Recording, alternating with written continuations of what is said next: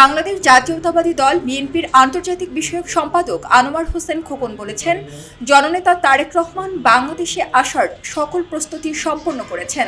তার আসার পেছনে বাধা হিসেবে আইনগতভাবে যে সকল জটিলতা রয়েছে সেগুলো হাসিনা সরকার করেছিলেন। সেগুলো অন্তর্বর্তীকালীন সরকারকে অনুরোধ করব অনতিবিলম্বে এগুলোর প্রক্রিয়াধীন কাজকর্ম শেষ করলেই তিনি যে কোনো সময় দেশে ফিরতে পারবেন। আজ 20 নভেম্বর তিনি চাঁদপুরের হাজীগঞ্জ শাহরাস্তি উপজেলা বিএনপির অঙ্গ সংগঠনের নেতাকর্মীদের নিয়ে একটি রেস্টুরেন্টের মিলনায়তনে মতবিনিময় সভায় এসব কথা বলেন। বাংলাদেশ জাতীয়তাবাদী দল বিএনপির ভারপ্রাপ্ত চেয়ারম্যান জননেতা জনাব তারেক রহমান সাহেব বাংলাদেশে আসার ব্যক্তিগতভাবে ওনার প্রস্তুতি সম্পন্ন।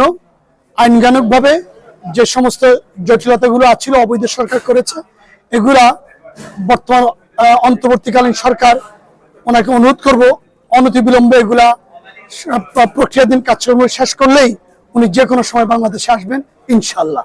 উনি আপনাদের সকলের কাছে দোয়া চেয়েছেন এবং ওনার ঠিকানা বাংলাদেশ, বিদেশ নয়। নেতা কর্মীদের কাছে ওনার বার্তা হলো একটাই, এই বর্তমান অন্তর্বর্তীকালীন এই সরকারকে কোনো অবস্থাতে ব্যর্থ হতে দেওয়া যাবে না। তারা নির্বাচন প্রক্রিয়া সম্পন্ন করার জন্য যতটুকু প্রয়োজন সংস্কার করা ততটুকু সংস্কার করে অনতিবিলম্বে নির্বাচনের রোডম্যাপ ঘোষণা করে আগামী দিনে যারা নির্বাচিত হবে তাদের হাতে ক্ষমতা হস্তান্তর করার দৌড় জানিয়েছেন অন্তর্বর্তীকালীন সরকারকে।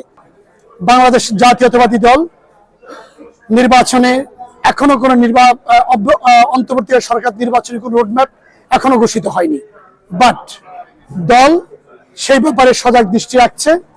এখন পর্যন্ত আমরা যারা দলের জন্য কাজ করছি আমাদের প্রত্যেককে ঐক্যবদ্ধভাবে আগামী দিনে দল যে নির্দেশনা দিবে সেই নির্দেশনাগুলো মেনে চলার পরামর্শ দিয়েছেন।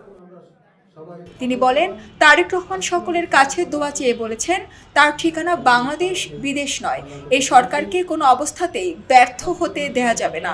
এছাড়া নেতাকর্মীদের আগামী দিনে দল যেভাবে নির্দেশনা দিবে সেভাবেই সবাইকে কাজ করার পরামর্শ দেন তিনি। মতবিনিময় সভায় হাজীগঞ্জ ও শাহরাস্তি উপজেলা বিএনপির অঙ্গ সংগঠনের নেতাকর্মীরা উপস্থিত ছিলেন। সবাই যখন জোয়ারে গা ভাসায়, কেউ কেউ ঘুরে দাঁড়ায়। সময় হারতে শেখালেও কেউ কেউ চ্যালেঞ্জ ছুড়ে দেয়।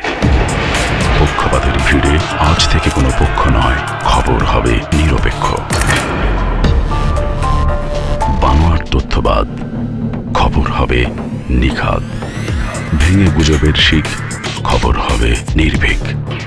এলো খবরের কাগজ, নিখাদ, নির্ভীক, নিরপেক্ষ।